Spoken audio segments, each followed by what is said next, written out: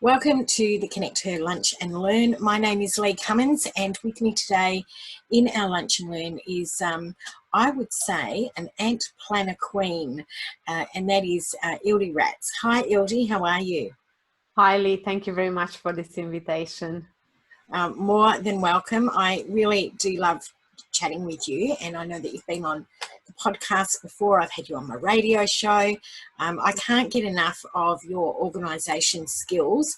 You really are a master at time management, and not only time management, but also, planning and development. And I know that years ago, I kept getting told, you've got to meet Ildi, you'll love Ildi, you've got to meet Ildi. She does this Antplanner. And I would say, I'm very fussy. I'm very, very fussy about what I use. And then I got to meet you. And as you know, we went through a progression of about 2 or 3 different planners till I settled with the one that you always sell everybody. So, so there you go. You know what you're talking about. So Ildi, just to touch on it, how did you get started with Antplanners? And also, where did the name come from? How do you start with Antplanners? It's very simple. You just jump on social media and search for Antplanners and start following what Antplanners is about. And if you feel like you would like to have a chat with me, then I do offer 20 minutes free consultation to anyone who needs a bit of help or just has no clue where to start this whole productivity issue. So just feel free to connect with me on any kind of platform. Lee can tell you I'm very approachable and easy to connect with.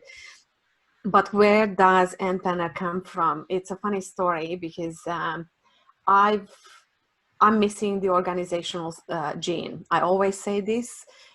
If you look around in my office, you'll see that I am not naturally organized. It's just not one of those things that come with me. But I've always known that you have to have some sort of structure and some sort of organizational skills when it comes to running a business and when it comes to moving forward. So I've always looked for a good planner. The problem with this is that in my early years with Nature Direct, I jumped into the digital world. And I had a digital planner. I'm not sure if Lee knows this or not. And I was a big advocate of it. And everything went really well for the first couple of months. And then I started to see how time slips away, how I became reactive, how I was just expecting for the jingle. And the gorgeous Jeanette Anderson said to me, Ildi, you need to go back to pen to paper. And I didn't believe her for another half a year until my very successful Nature Direct business started to melt away before I went back into grabbing a pen to paper type of planner, which was a paper planner. And what happened though was that I couldn't find a decent one. I struggled to find a good planner. They were either too big, too small, to this, to that. The weeks were not laid out properly. The days were under each other instead of being next to each other. And it was just a struggle to find a good planner. And then, of course, being in business, you have to keep an eye on your goals. And I always found myself on the 20th of the month freaking out. And I'm sure everyone can relate to this. You know, when you have that, oh my God, it's the 20th. And where are my goals? What did I do? And I was just struggling to stay on target with anything and everything. So I kept complaining to all my friends that I can't find a decent planner. And one of my beautiful friends said to me, shut up and make one. So I love that. I love that. Because it all started with that. I have to tell you, before the Antplanner, I'm a huge advocate of the Antplanner, I would have shares in Officeworks because I would buy 3, 4 or 5 different planners, and I'm sure people that are listening probably feel exactly the same way, because I think, oh, I tried that one last year and it didn't really work, so I'll buy another one. And then I'd use it for a few weeks and think, this isn't really what I wanted, so I'll buy another one. And lo and behold, I'd be into March and I'd be on about my 5th planner. So now I get my planner. I order mine early, like October, November, so that I have it for November, December, ready to do my planning for the following year. And I don't buy any more planners, you'll be happy to know. I'm absolutely happy with that. Yes. But what I found, Lee, was it wasn't just the planner. What I ended up realizing is that most of us do buy more than one planner because we don't know how to use it at its best. And it's really interesting because after I created the Antplanner, and I'll tell you in a second what the story around the Ant is, because everyone is asking me that question. But what I realized after about a year of selling it, it was that most of us have no clue what to do with the tool. It's a little bit like having a high-end tool in your sheds, and you look at it every day and you kind of say, oh, it's beautiful, it's pretty, it's fantastic, it will work so well. But when you go to actually use it, you have no clue how to turn it on. So it is exactly the same with your planner. If you don't follow some sort of system, and if you don't know what to do with it in order to serve you and to help you get on track with your goals, then you will struggle with any kind of planner. And it doesn't really matter how many you buy, or what type of planners you buy, or what you find. If you don't make it work for you and for your business, then you will always struggle with it. And I guess this is where the Antplanners' biggest strength, the strength was born, because I'm not just selling you a planner. I'm trying hard to sell you the gift of time, and to actually show you a different way of looking at planning, planners, and all that comes within that productivity bubble that is facilitated by a planner. And you touched on something, Ildi, which is that the gift of time, because time that is spent can never, ever be brought back. Once it's gone, Absolutely. it's gone. So It's you've our got to most be... expensive commodity. It is our most Absolutely. expensive commodity. Yeah. About the ant, just one thought. Well, ants are the most organized bugs I know. I'm sure you agree with me. And Yes. also my main target market, and the people that I intended this planner to be for, are women in business. And we do carry on our shoulders a lot more than our own way, just like the ants do. So this is how the Antplanners community came to life. And yes, it's a made up word, because it's not two words, it's one word. But everyone who joins my community becomes a little bit an ant planner. Yes, and an Antplanner advocate, I have to say. I I hope definitely so. have. Yes. I have it sitting right here. I cleared a space so that I've always got it with me when I'm at my office. So, yes. Now, Ildi, you talk about time management. So the Antplanner is a tool, but you also work on processes around time management. And I am sure, and I'd love you to go through this, that procrastination and overwhelm can be a product of poor time management. Would that be a good assessment of it? Yes, it is.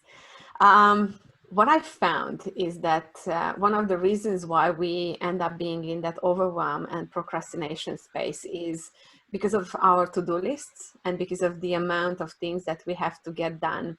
And when that to-do list becomes way too big, that's when we end up switching off and going into that overwhelm kind of state, where it's almost like a short circuit.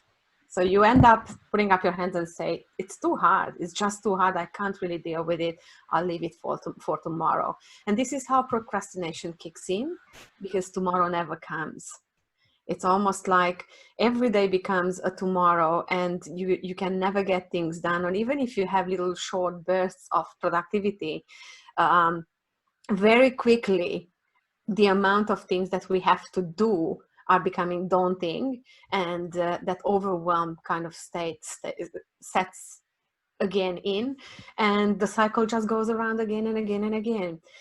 And I think there's very simple things that you can do about it, and I guess this is the most amazing part of having a planner. And I meet so many people who have resistance around having a planner.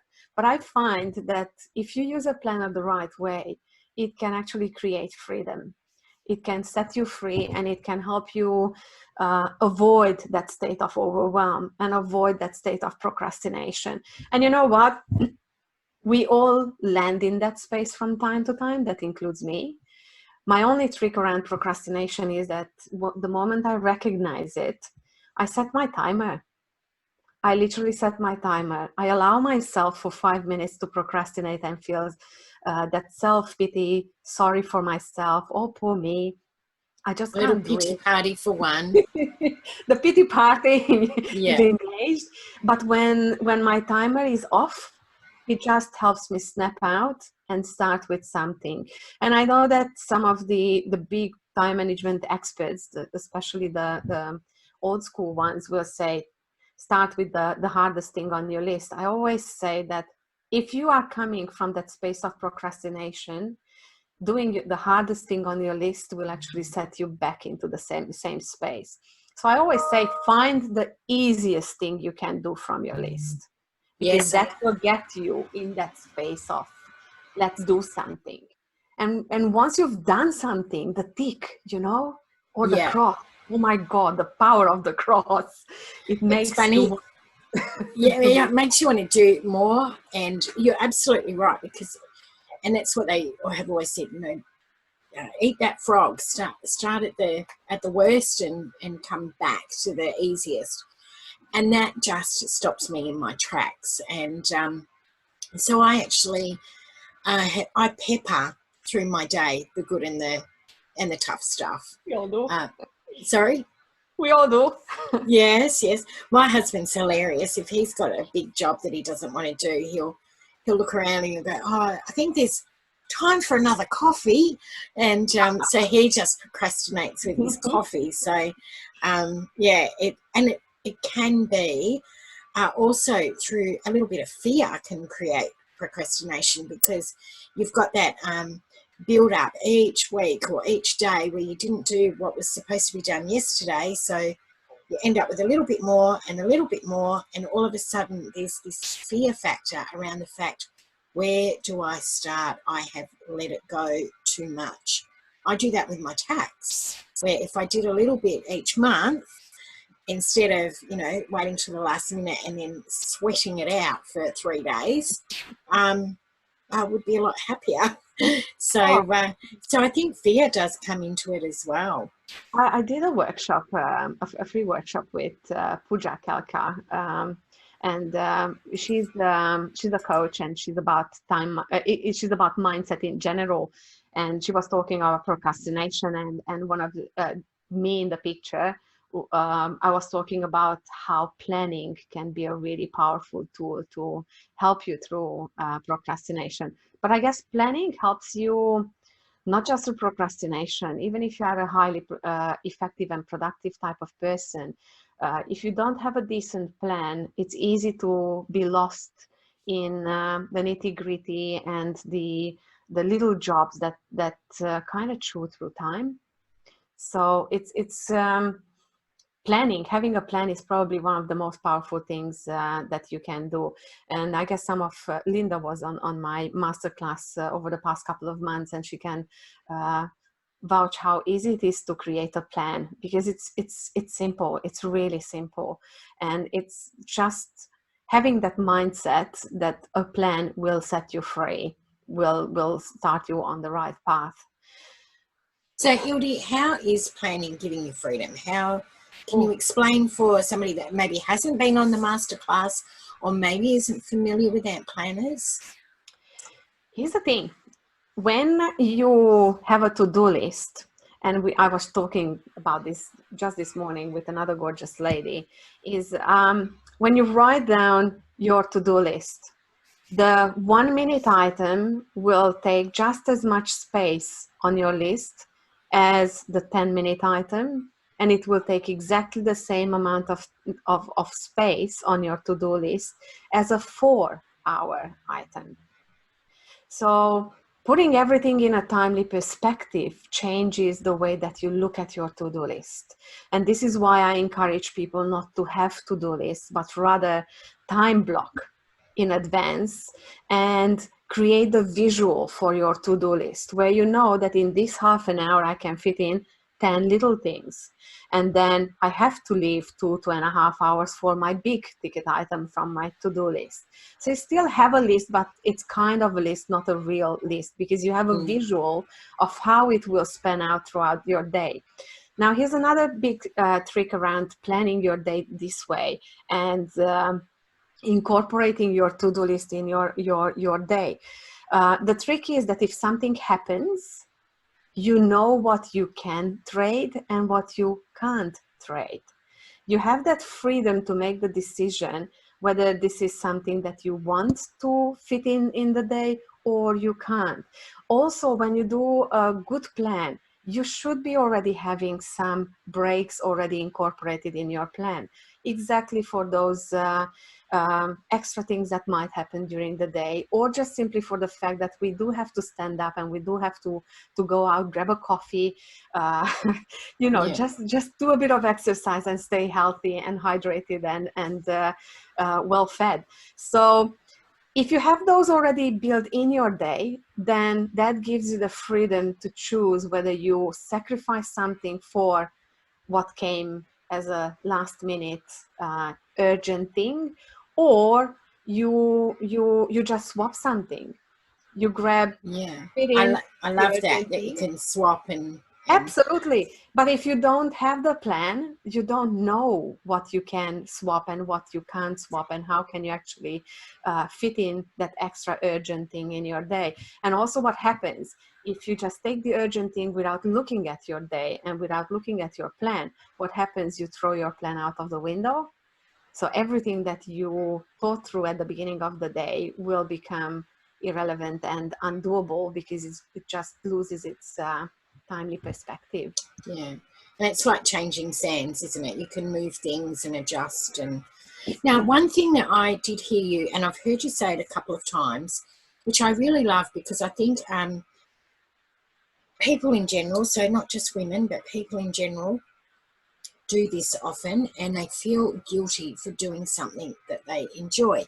And I've heard you say on multiple occasions, if you want to binge on Netflix, put it in your calendar or put it in your planner and put those 3 hours down and binge on Netflix if that's what you really want to do. And don't feel guilty about it because it's in the planner. You've chosen how you want to spend that time. I love that. It's giving permission to binge if you want to. It's a really interesting thing because I do believe in the power of being present in what you do. And in my own personal opinion, time is only wasted if you feel guilty about it. I Yes. can repeat that. Time is only wasted if you feel guilty about it. But, and I always start with Game of Thrones because that's one of my favorite shows. If you decide and if you make the choice to sit in front of the TV and watch TV, you made that choice for a reason. Yes, that will create a priority. And yes, that priority will feed into a set of goals. Would that be business related? No, in any shape or form. It will, the priority will be watching TV, and the goal will be getting through the season or just watching that episode or whatever your metrics are. But if you are not present and if you are not enjoying the show, and if your mind is, I could, I should, I would, you don't enjoy the TV show, yet you're still not doing what you think that you should be doing. So it's a little bit of a kick in the bum. You're not present and you're not enjoying, and you are not being productive either. So you're kind of losing time because what's the point in sitting in front of the TV if you can't allow yourself to actually enjoy and have a bit of relaxation and have fun and do something that you need to do, because you probably need that switch off, and Yeah. that's fine. And the same goes the other way around. When you work. You're in front of a computer, and then your mind goes on to the wash or the I don't know, the cooking, the kids, the homeworks, and so on. Then you're not present in your work. So again, you are in that should, would, could kind of space. So I find that time well spent is when you are present, and there's nothing wrong with setting time aside to enjoy downtime. And the only way to do that is to actually plan it in your days and in your weeks. And you know what? When you sit down and you enjoy that show, you planned for it. So why wouldn't you? And that's the power of, again, goes back to that power of planning and the freedom that you gain through a little bit of planning. Absolutely. And I know with my planner, I have everything stops at 5:30, so that I can, get dinner and I can spend time with my husband. And I know that I choose not to go and do things after 5:30. I mean, there's an odd occasion where I think, oh yeah, that's good, I'll do that. But majority of the time, any of my work, particularly in front of the computer, it finishes at 5:30, because I've chosen to run my business that way. But others, they may want to start their business again at 8 o'clock at night because the kids are in bed, and we don't have kids. As soon as he gets home from work, we like to just enjoy a bit of company and chat and whatever, and that's our time. So, and that, having the AMP planner really made me cement my times of what's negotiable and what's not. And it's the respect for your time, Lee. Yes. It's such a fabulous thing when you realize that we are not living to work, but we are working to create the life that we deserve and we want to live.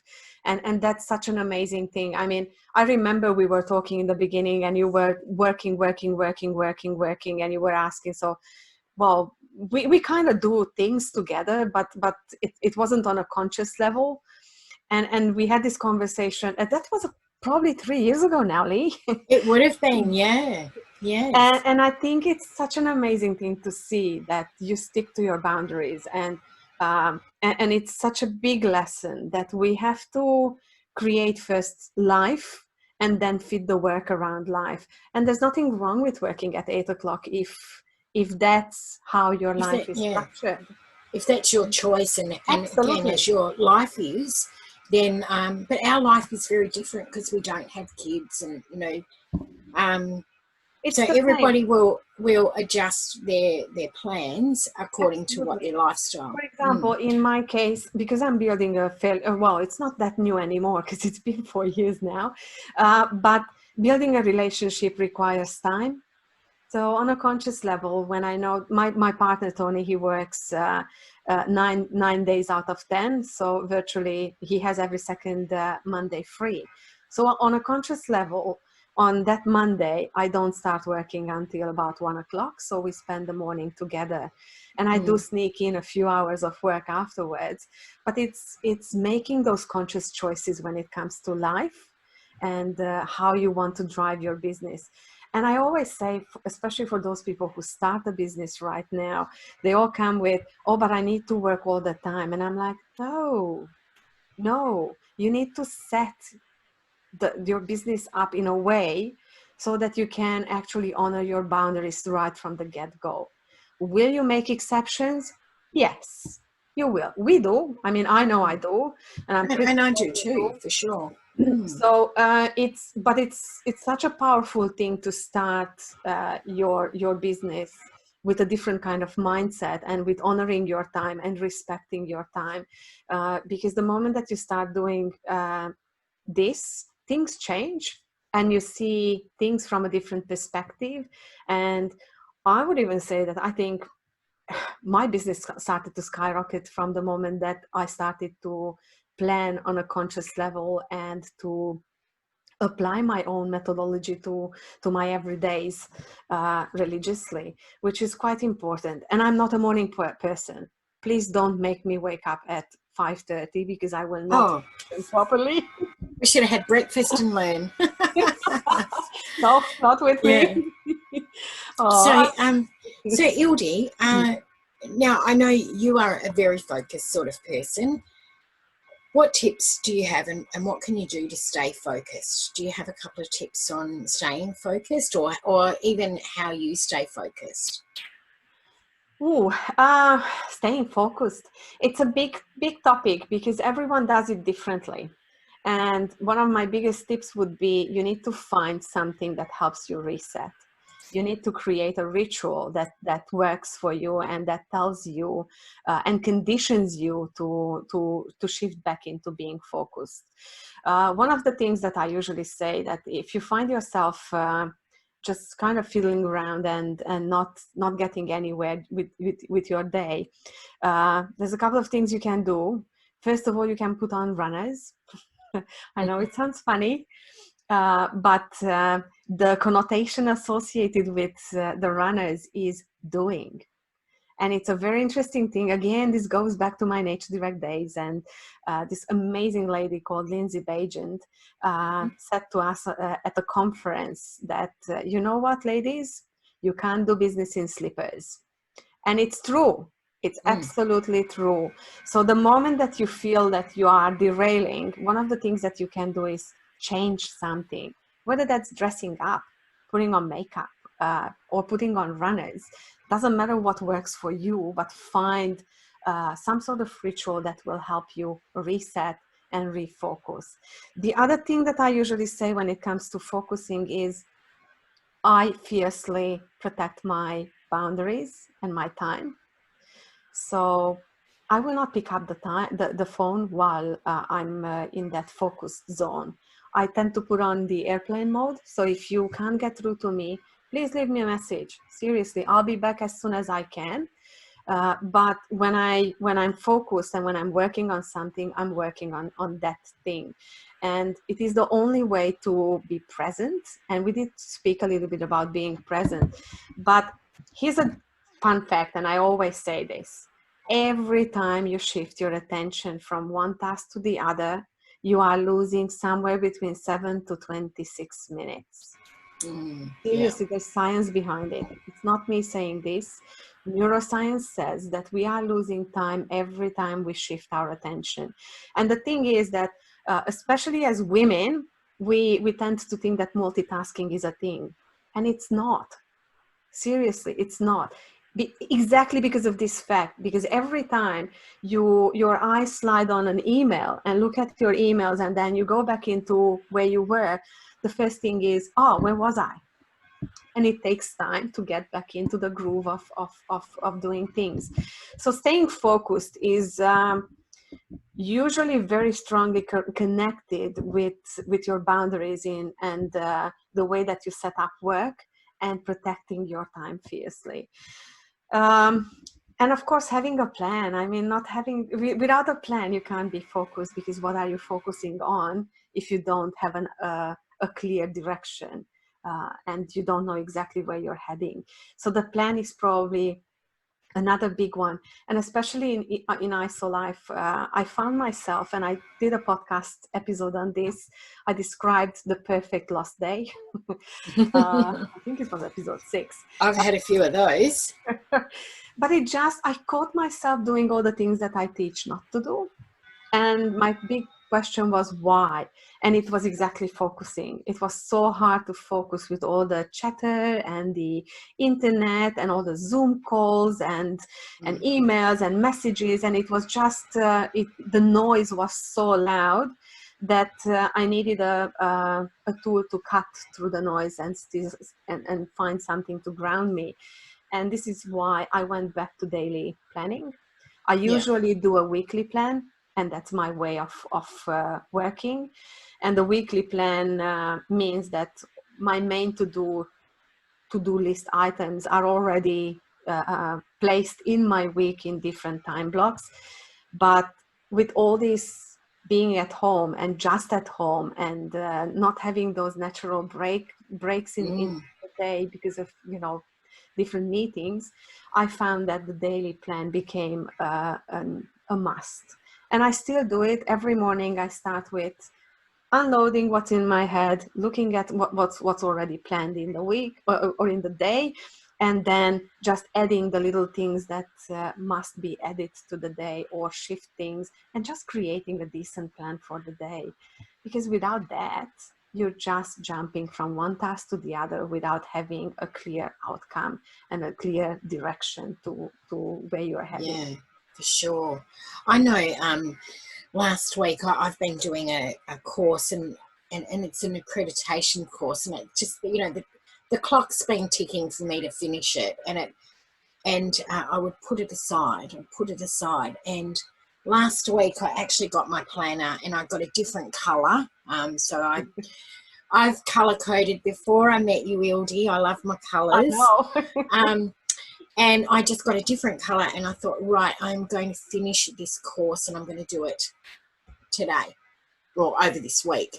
And so I had already plotted in my regular colours, and then plotted in where I could fit the last 3 hours of the course. So that's all that was holding me back, was 3 hours. And if I go and look at my planner previously, there was probably 10 lots of 3 hours that I could have finished it, but I didn't put it in my planner, and that made a difference. That's giving yourself permission to do it. Yes. And I do use on a regular basis. I have a color that is, I call it the floating color, because it becomes those things that I have to keep an eye on. Sometimes it's social media, sometimes it's networking, sometimes it's a course that I need to finish, or a webinar that I saved and I'm just pushing it further and further out until I forget about it. Anyone in here who has those saved webinars that you never watch? Yes, plenty of those. Oh my gosh. Plenty of those. And it's so easy to sign up nowadays to all these free things and important things and so on. How do you make sense of what's important? So it's not easy.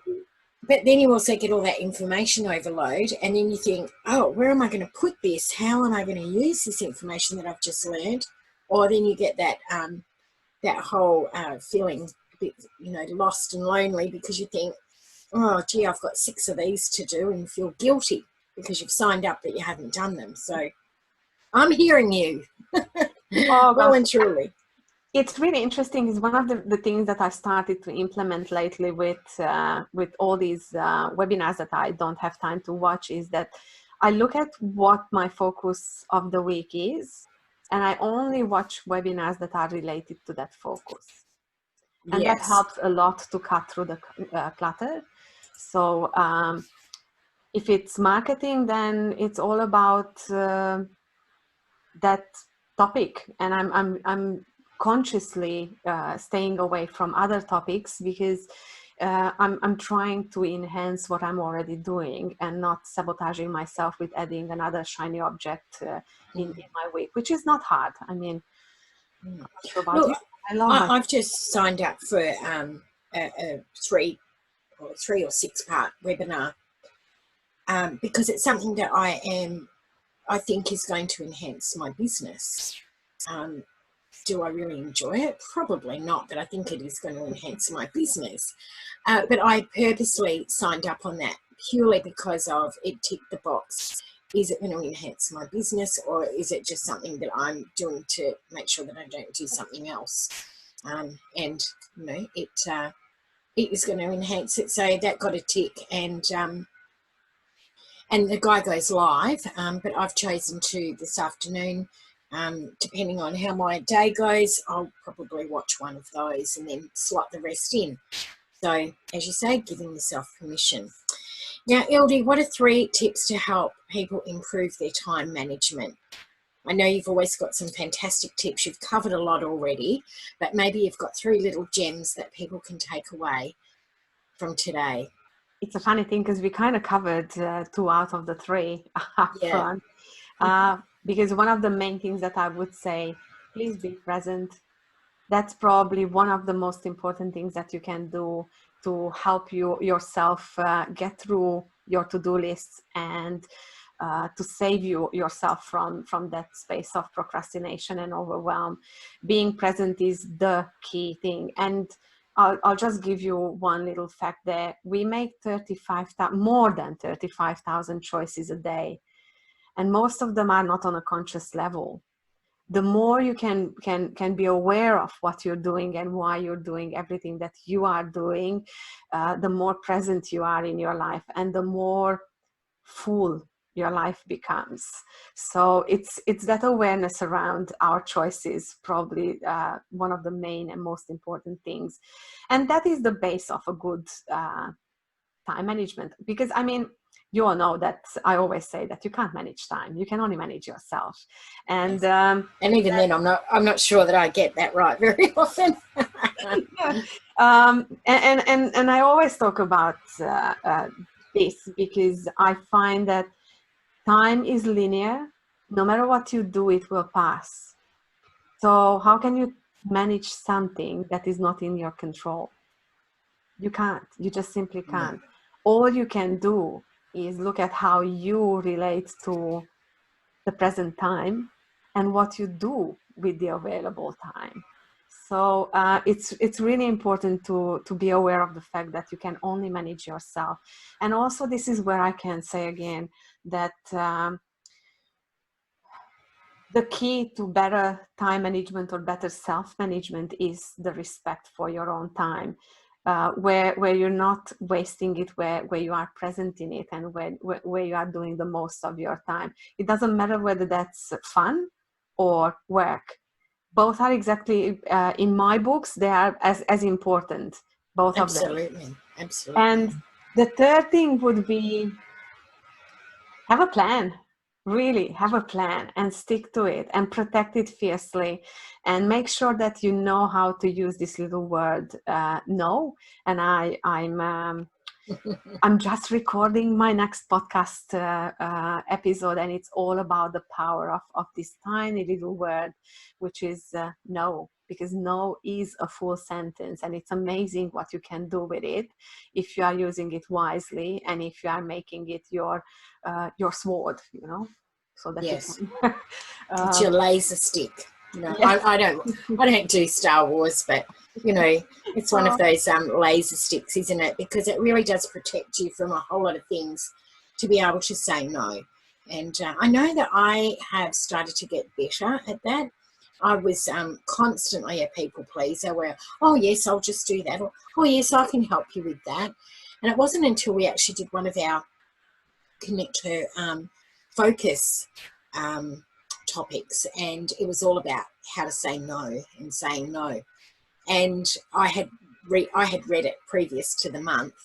And then I was on my way to a meeting and somebody contacted me, and I thought, this is where I have to say no for self-preservation, for my business, and also for not enabling that person to not do what they need to do.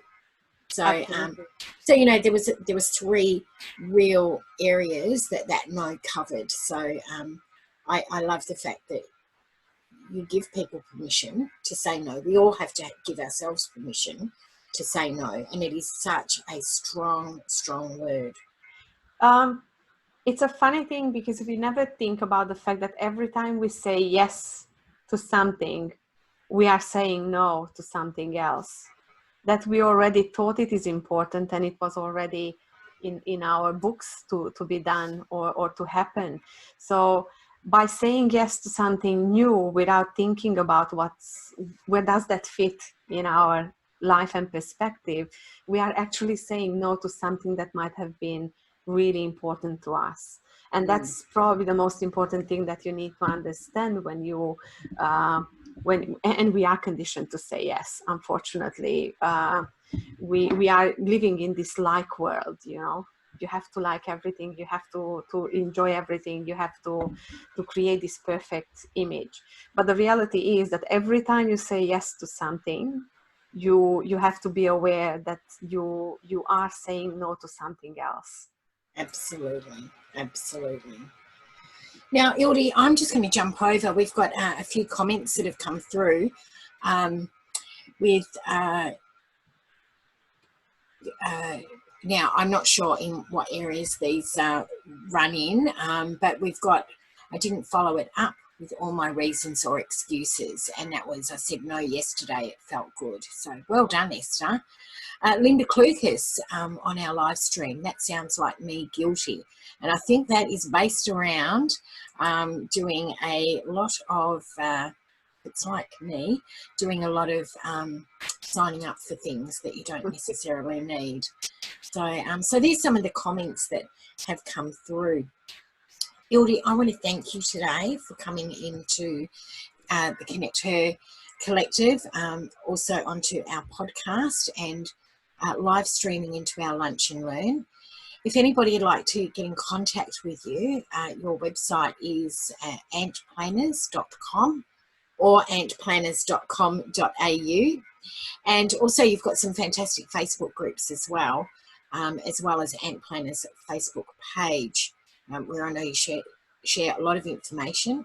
And of course on your website too, you've got a list of all your planners, but also the workshops that you run as well. Absolutely. And look, it's a work in progress because everything is changing and growing and and molding to the new needs and to what's happening. But please stay in touch. Yeah. And that's the best sort of business to have, Ildi, one that's always changing and evolving. Oh God, yeah, absolutely. Yeah. But it's fun. It's also fun. It's so amazing to listen to all the feedback that's coming and then improving the programs so that it serves even better everyone. And I mean, whether you believe it or not, Lee, I had my first 3 people graduate from the very first batch of my full year program. So it's wow, fantastic. And the feedback and their excitement and the growth that we experienced over this past year, it was just fabulous. And the new format will be even better. So it's just a great way to improve all the time, and it keeps me on my tippy toes, and it makes I don't know, it grows my skills. And and I forgot to say, I do run a free 30 minutes masterclass every month on the first Monday of the month. So if you want to learn a bit more about time management skills and your planner, you don't have to have an Antplanner to apply all those skills that I'm talking about. Please feel free to jump on my website and register for this masterclass, because it's a good one, and it's a lot of knowledge shared, and I hope it is very useful. And I guess some of the ladies who are listening in probably will say that it's well worth spending that half an hour a month with me. It's my way of saying thank you for being in my community, and my intention is to help with that, and to help you become a better planner and respect better your time and be better at becoming productive. Absolutely. And now is the most perfect time to get a planner, because you do the financial year planners. So so head over to antplanners.com and you can pick up a financial year planner. But one of the greatest things, and you're not going to be able to see this on our podcast, but you can actually have your planner that is branded for your business. So which is one thing that I absolutely love. And the other thing too is that you can put in your vision board, which I love. And 2 years ago I put on the top left hand corner this caravan, and within a year I had that caravan, that almost the exact one. So vision boards work. So yes, they do. So Ildi, thank you so much. So appreciate you coming on to the Connect Her Collective.